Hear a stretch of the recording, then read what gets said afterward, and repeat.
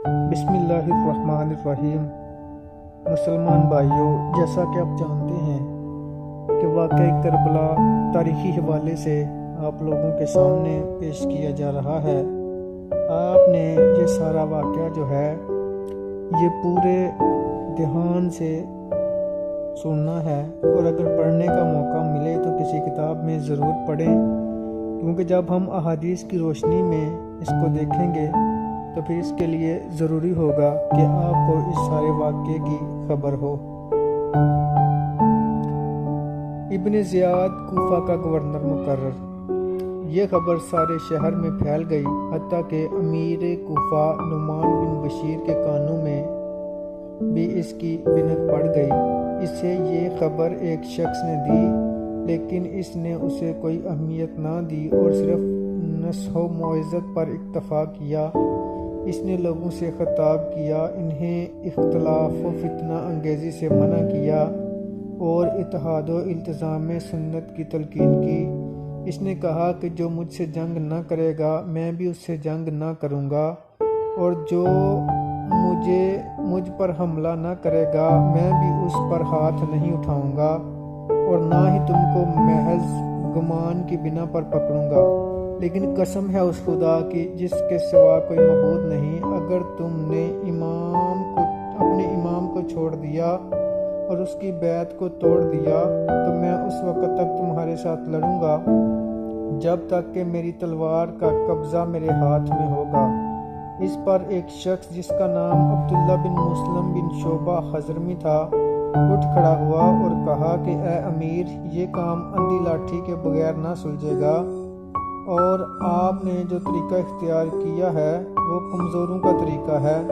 نعمان نے جواب دیا کہ مجھے اللہ تعالیٰ کی اطاعت و فرما برداری میں کمزور بننا اور اللہ تعالیٰ کی معصیت میں قوی بننے سے زیادہ محبوب ہے۔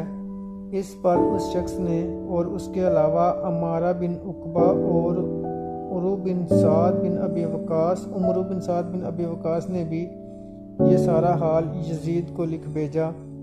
یزید نے نعمان کو معزول کر دیا اور کوفہ کو بصرہ کے ساتھ شامل کر کے اس کی امارت بھی عبید اللہ ابن زیاد کے سپرد کر دی۔ یزید نے یہ کام اپنے ایک غلام سرجون کے مشورہ سے کیا۔ یزید پہلے بھی اس سے صلاح مشورے کیا کرتا تھا۔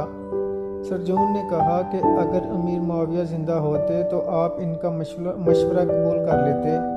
یزید نے کہا ہاں۔ سرجون نے کہا تو میرا یہ مشورہ بھی قبول کر لیں کہ کوفہ کی امارت کے لیے عبید اللہ ابن زیاد سے بہتر کوئی شخص نہیں، اس لیے کوفے کی امارت بھی اس کے سپرد کر دیں۔ یزید عبید اللہ ابن زیاد سے ناراض تھا اور اسے بصرہ کی امارت سے بھی معزول کرنا چاہتا تھا، لیکن قضاء الہی نے اسے بیک وقت بصرہ اور کوفہ دونوں صوبوں کا امیر بنا دیا۔ یزید کا ابن زیاد کے نام خط۔ اس کے بعد یزید نے مسلم بن عمرو باہلی کے ہاتھ ابن زیاد کو خط لکھا کہ کوفہ پہنچ کر مسلم بن عقیل رضی اللہ عنہ کو تلاش کرو، اور جب وہ تمہارے ہاتھ آ جائے تو اسے قتل کر دو یا جلا وطن کر دو۔ ابن زیاد کی کوفہ روانگی اور لوگوں کو دھوکہ۔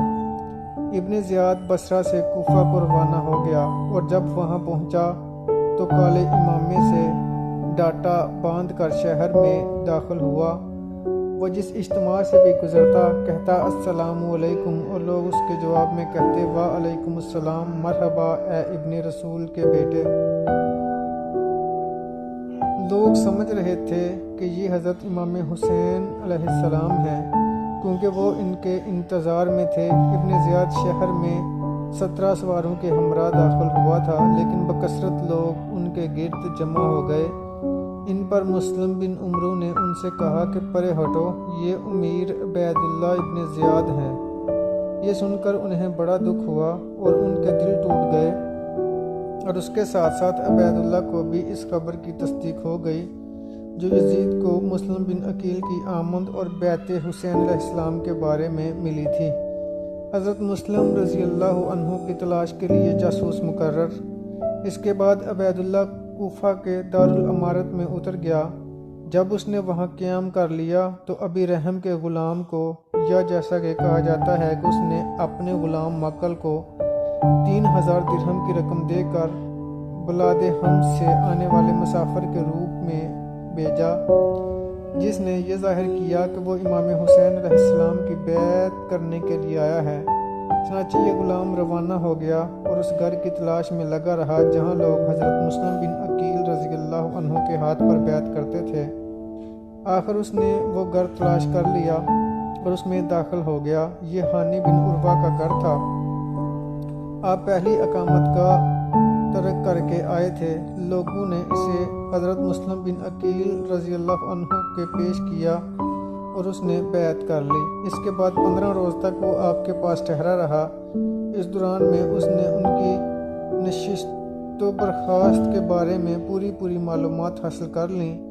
اس نے حضرت مسلم بن عقیل رضی اللہ عنہ کے حکم سے وہ سارا مال جو اسے ابن زیاد نے دیا تھا ابی ثمامہ عامری کو دے دیا، جو اموال کی تحصیل اور اسلحہ کی خریداری پر متعین تھا اور جو عرب کے شہسواروں میں سے ایک تھا۔ اس غلام نے واپس جا کر حضرت مسلم بن عقیل رضی اللہ عنہ کی قیامگاہ اور اس کے گھر کے مالک کا پتہ عبید اللہ ابن زیاد کو بتا دیا۔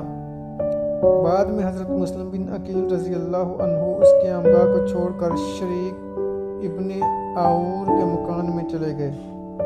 موقع ملنے کے باوجود حضرت مسلم رضی اللہ عنہ کا ابن زیاد کو قتل نہ کرنا۔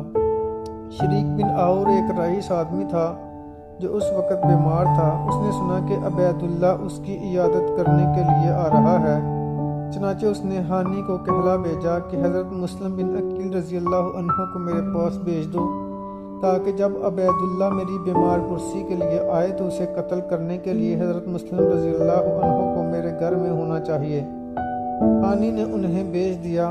شریک نے حضرت مسلم رضی اللہ عنہ سے کہا کہ آپ چھپ کر بیٹھ جائیں، جب ابن زیاد آ کر میرے پاس بیٹھ جائے گا تو میں پانی مانگوں گا اور یہ آپ کے لیے اشارہ ہوگا کہ پردہ سے نکل کر آپ اسے قتل کر دیں۔ پھر جب عبید اللہ ابن زیاد آیا تو وہ شریک کے بستر پر بیٹھ گیا۔ اس وقت شریک کے پاس ہانی بھی موجود تھے۔ عبید اللہ ابن زیاد کے سامنے اس کا غلام مہران کھڑا تھا۔ تھوڑی دیر انہوں نے باتیں کی اور پھر شریک نے کہا کہ مجھے پانی پلاؤ، مگر حضرت مسلم رضی اللہ عنہ نے عبید اللہ کو قتل نہ کیا۔ لونڈی پانی کا ایک کوزہ لائی، لیکن حضرت مسلم کو چھپا دیکھ کر شرما گئی اور پانی سمیت 3 بار لوٹ گئی۔ شریک نے پھر کہا کہ مجھے پانی پلاؤ، خواہش سے میری جان ہی کیوں نہ چلی جائے، کیا تم مجھے پیاسا مارنا چاہتے ہو؟ مہران اس سازش کو تاڑ گیا اور اپنے مالک کو اشارہ کر کے فوراً اٹھ کھڑا ہوا اور باہر نکل گیا۔ شریک نے کہا کہ اے امیر، میں آپ کو وصیت کرنا چاہتا ہوں، لیکن اس نے کہا کہ میں پھر آؤں گا، اور وہ بھی باہر نکل گیا۔ اس کا غلام اسے سواری پر بٹھا کر بصرت اسے وہاں سے نکال کر لے گیا اور اپنے مالک سے کہا کہ اے امیر، قوم کا ارادہ آپ کو قتل کرنے کا تھا۔